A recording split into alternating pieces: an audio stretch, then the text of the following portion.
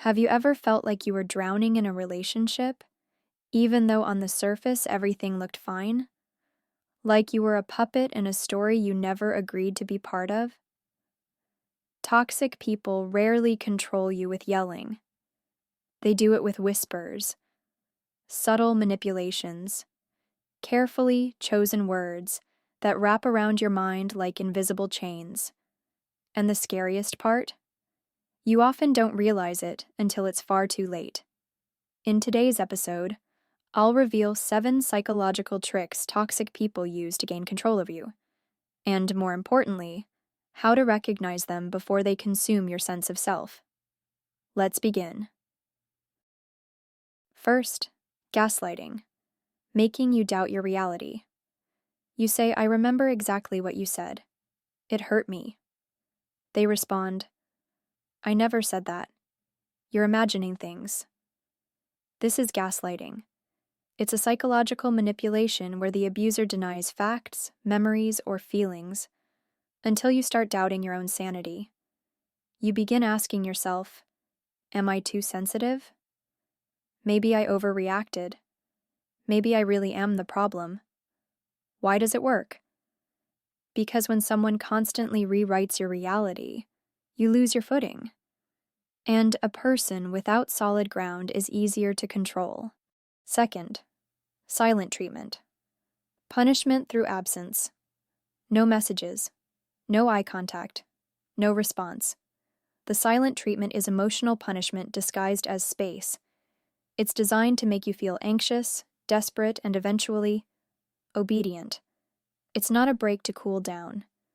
It's a power play. The goal? Make you beg for connection.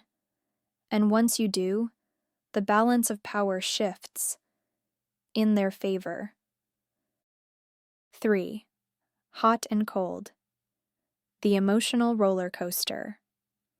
One day you're their everything. The next they vanish without a trace. This push-pull dynamic is addictive. It mimics the same psychological loop as gambling, because you never know when the next high is coming. When they finally throw you a crumb of affection, it feels like a feast, and you stop questioning their behavior, because your brain is too busy chasing the next hit of validation. 4. Blame shifting. Everything is always your fault. They cheated? It's because you were distant. They screamed? Because you provoked them. In their narrative, they're never wrong. You are. This trick is insidious because it slowly erodes your self-esteem. You start apologizing for things that aren't your fault. You bend, you shrink, you overcompensate, hoping to fix the relationship. But the truth is, they don't want it fixed. They want it controlled. 5th, love bombing. Too much, too fast. At first, they're obsessed. You're showered with gifts, messages, grand declarations of love. You think, "Wow, I finally found someone who sees me." But it's not love.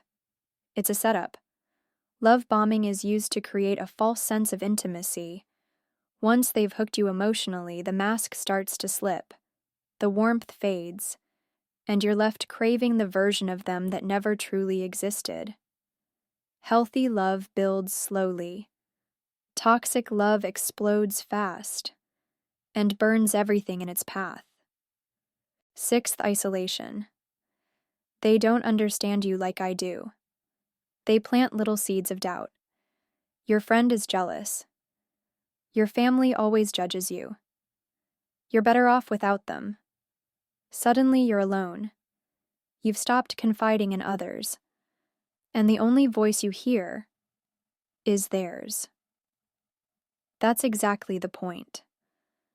Because isolation makes it easier to rewrite your reality. And without external support, their version becomes the only version.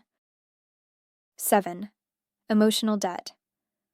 After everything I've done for you, they remind you constantly of what they've given.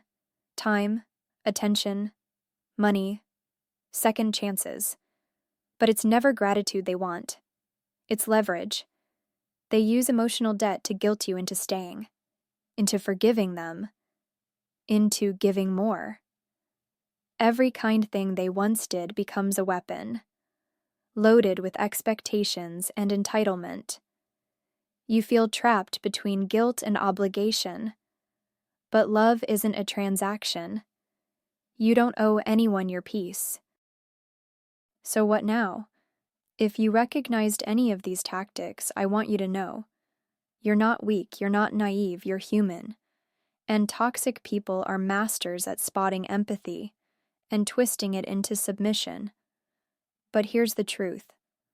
Once you see the game, you can't unsee it. You can start setting boundaries, rebuilding your intuition, reconnecting with people who remind you of who you were before the manipulation. Because you were never too sensitive. You were just too kind to someone who weaponized your softness. And that ends today. If this episode resonated with you, I want to hear your story. Share it in the comments, even just one sentence. You might give someone else the courage to open their eyes too.